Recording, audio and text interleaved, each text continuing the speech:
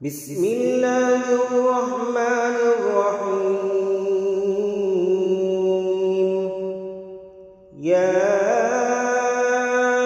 أيها المزمل قم الليل إلا قليلا نصفه أو انقص منه قليلا أو زد عليه ورتل القرآن ترتيلا.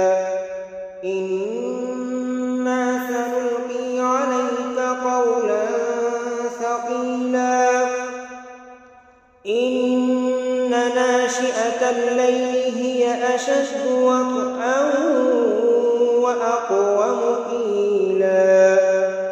إن لك في النهار سبحا طويلا واذكر اسم ربك وتبتل إليه تبتيلا.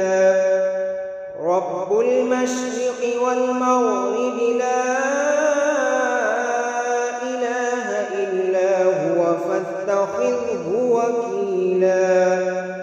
واصبر على ما يقولون واهجرهم هجرا جميلا.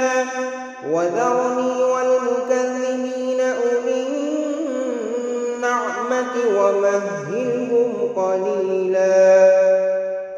إن لدينا أنكالا وجحيما وطعاما ذا غصة وعذابا أليما.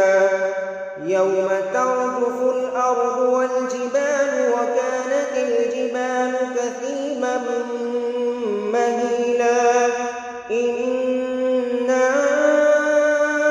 أرسلنا إليكم رسولا شاهدا عليكم كما أرسلنا إلى فرعون رسولا فعصى فرعون الرسول فأخذناه أخذا وبيلا.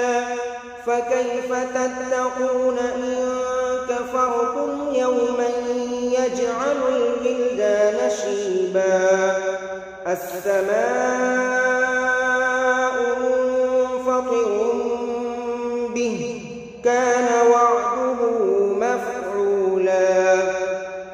إن هذه تذكرة فمن شاء اتخذ إلى ربه سبيلا.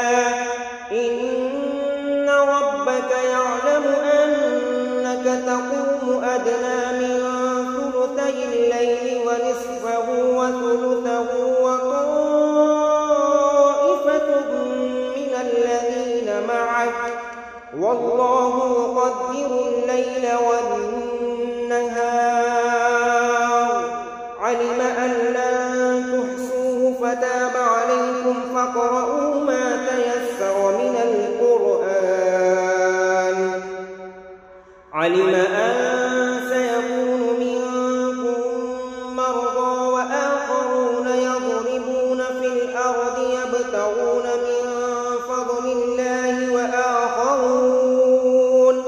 وآخرون يقاتلون في سبيل الله فاقرؤوا ما تيسر منه وأقيموا الصلاة وآتوا الزكاة وأقرضوا الله قرضا حسنا.